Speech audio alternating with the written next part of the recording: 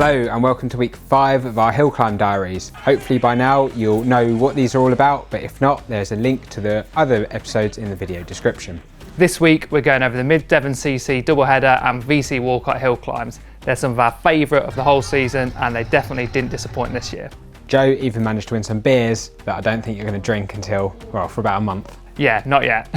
And we hear from our new coach, Tom Bell, who's got some pretty tough workouts set for us in the next few weeks. And finally, to appease everyone in the comments, we're going to take a look at Joe's Trek and Wonder, which is astonishingly light. Where are we today? We're in Haytor. The sun is shining, so it's nicer than last week. 2 of our favourite climbs of the year. Yeah. 2 of our favourites. Just driven up the climb though. No, I'm not so Very long. I'm aiming for 25 minutes. Okay. Thank you.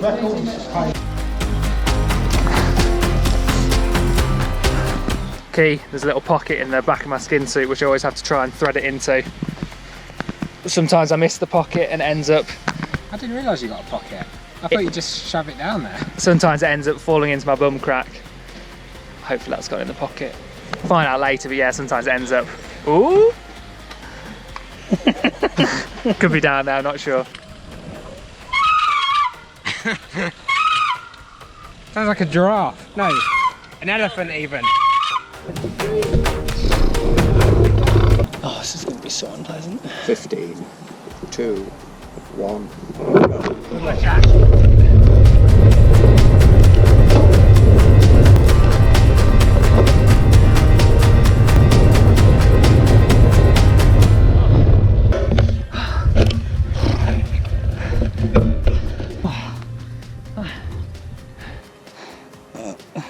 A good win today, wasn't it? How about you? I really enjoyed you passing me.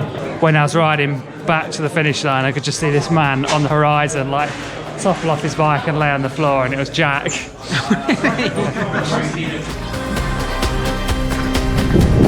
Climb number 2. One of the toughest climbs we do all year, do you reckon? Yep.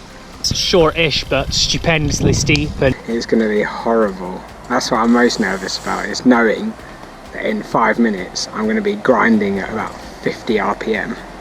5, 4, 3, 2, 1, go. go on, Ruben, thread it like a fixie kid.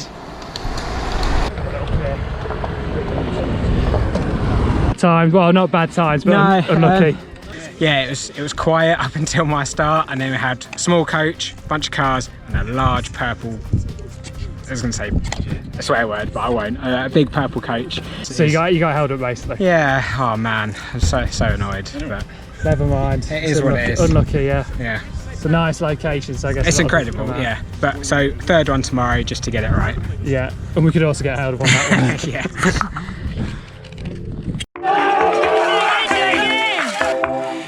Feeling good? Feeling excellent. Yeah. It's really warm. It's like 18 degrees, so I'm well overdressed. We're one of the better crowds in the southwest, always. Fast numbers here. Thanks very much.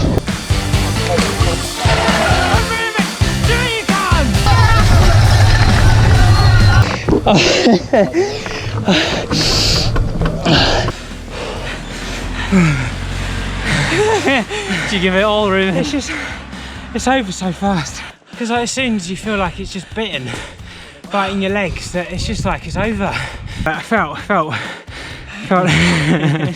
get out of my face.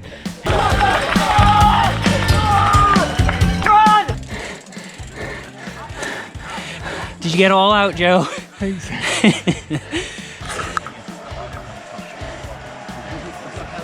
Go on, talk us through. Well, you look absolutely terrible, which is great.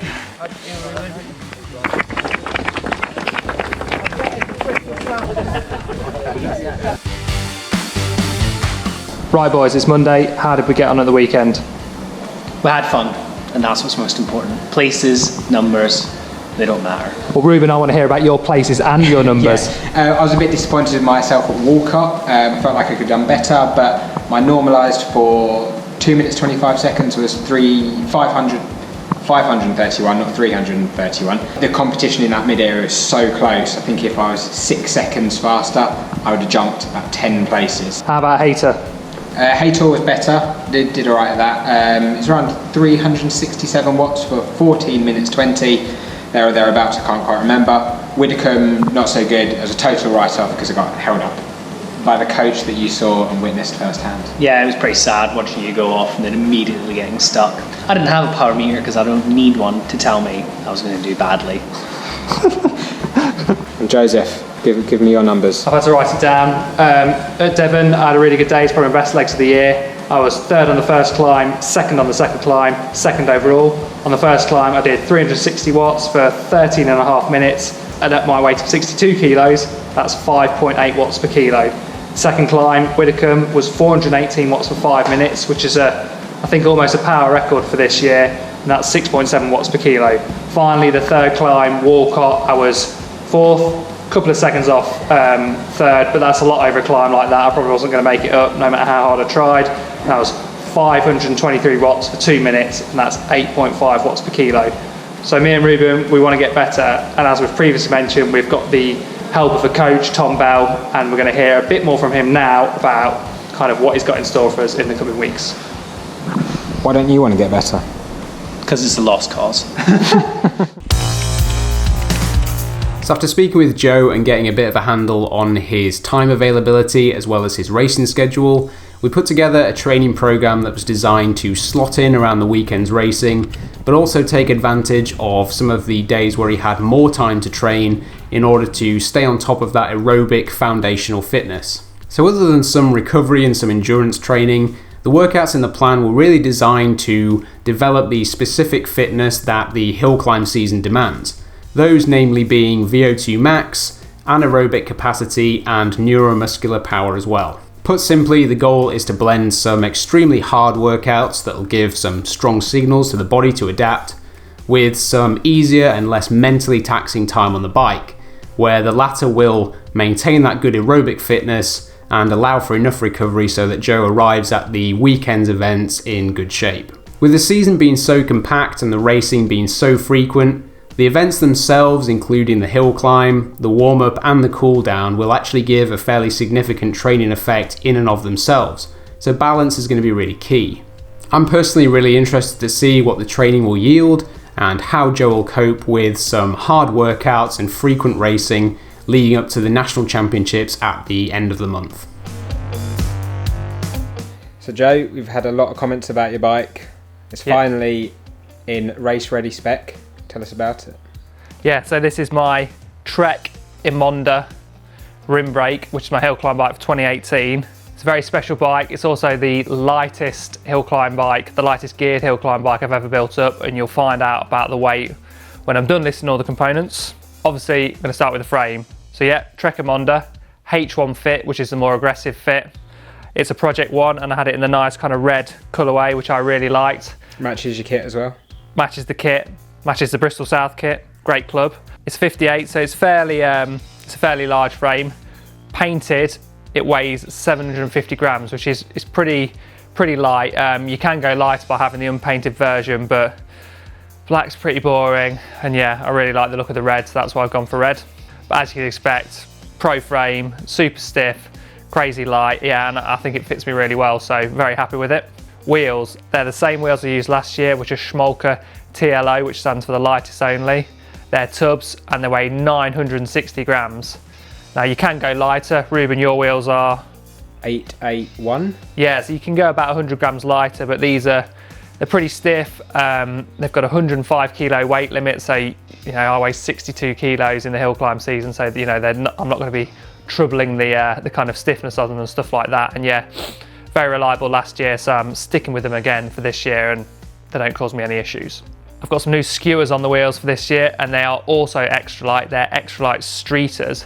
They are 30 grams for the pair. Tyres are also the same tyres I used last year. They're Continental Podium TT 25 mils. So they're time trial tyres, and I went for 25 mil because 23s, A lot of people use really narrow tyres like 23s and 22s and even 19 mils for hill climbs, but I feel I want a bit more kind of comfort and compliance from the bigger tyres. They obviously add a bit of weight as well, but obviously if you want to finish first you've got to finish, and yeah, I just don't want to be worrying about punches while I'm warming up and stuff like that. Pro Limited means that these are the pro only tyres, and the only difference between those and the kind of regular tyres you buy in the shops is that these have a latex inner tube instead of the standard butyl one. Another part which comes straight from my hill climb bike from last year is the Extra Light Hyper Stem. That is a 120mm stem, so fairly long, and it weighs just 88 grams. These bars I put on last week, they're Physique Crano bars. They are 186 grams in a 42 centimetre width. One thing that we were talking about when we were talking about hill climb bikes, I don't know, 2-3 months ago, was you wanted to go like a Di2 route, but I can see that's not Di2. Yeah, we originally thought I was going to put some time trial bars on and then use either Shimano Di2 or SRAM ETAP blips and have an electronic group set. But when we kind of crunched the numbers, it turned out that just using a regular cable group set would be just as light. So with that being said, I've got the SRAM Red cable group set that I had on last year. Onto the brakes, they are Cane Creek EE brakes in the direct mount standard. They weigh 76 grams each without the pads, so I think they almost save half the weight of a kind of regular brake like a SRAM Force or a Shimano Ultegra or something like that. Basically the weight of 2 Cane Creek brakes is almost the same as 1 SRAM Force or Ultegra brake. So at the bottom there, that's not SRAM Red, but that is a pretty fancy crank. Yes, one of the coolest things I've got on this bike has to be the SRM Origin crank set. Well, it's a power meter, carbon arms made by Look, and then with an SRM super accurate power meter built into them. It's a bit terrifying building it up because again there's some really low torque values on it and you need a very accurate torque wrench, so I've been very careful with it, but that weighs 537 grams for a crank based power meter. That's very, very light. The carbon arms are super stiff. They even have the Look tri-lobe pedal adjusters, so you can adjust the crank length from 170 to 172.5 to 175 with those little bits in the crank arm. I just leave it at 172.5 because that's what I'm used to, and yeah, the middle of the hill climb season is not the time to be messing with your bike fit, I'd say.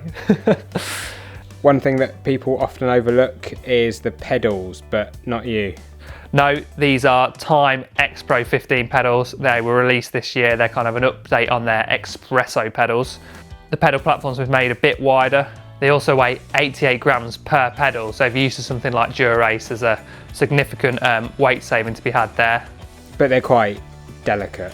Yeah, again, they don't feel quite as solid when you're kind of stamping on the pedals and stuff like that. It's a bit more, I don't want to say spongy, but yeah, it doesn't feel quite as kind of like when you lock into them. But I don't think that's costing me anything in terms of like time and power and watts. It's more of a feeling than necessarily like a kind of tangible real world difference. Oh, and the chainring is a Wolftooth drop stop chainring. As you can see, the bike is set at 1x. That is a 70 gram 40 tooth narrow wide chainring. I haven't dropped the chain yet, it's caused me no issues.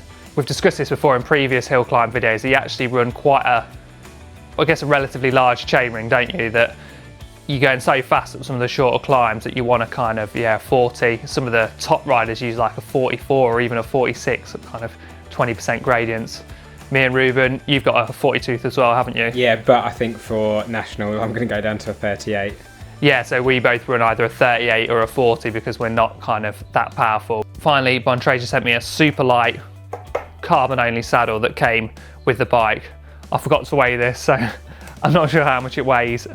It's not the most comfy, carbon saddles never are, but I'm hardly ever sitting on it, apart from when we're going rolling down the hills when we're training and stuff like that. But yeah, pretty good. Oh, and I also have these super light Giro Pro Light Tech Lace shoes. When I first got them, they weighed 194 grams per shoe in the size 45 that I got them in.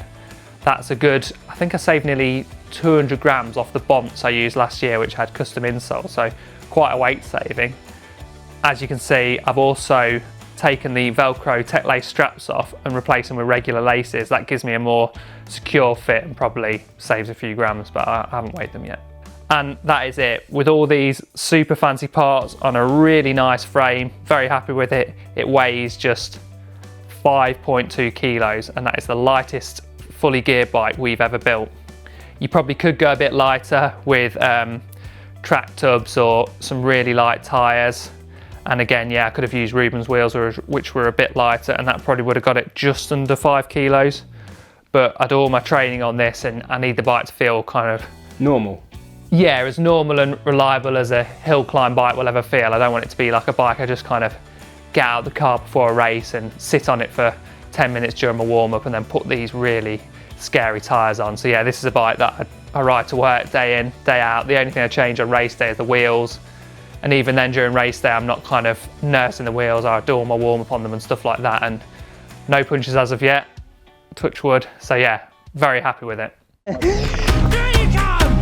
So there you have it. I think we had a really fun weekend, and big thanks to Mid Devon CC and VC Walcott for putting on such fun hill climbs on such brutal courses. Next week we have the Chippenham District Wheelers and Severn Road Club hill climbs, and on Sunday Joe's going to Worcester to take part in the Shelsley Walsh hill climb. Yeah, and while I'm searing my lungs for 2.5 minutes up Shelsley Walsh, Ruben is going to be over a real UK classic Monsall hill climb. That's only about 1 minute 20, 1 minute 30 for the win, so it's brutally short, brutally intense, and there's a stacked field of riders. As always, let us know in the comments if you have any questions, and don't forget to like or subscribe. Bye!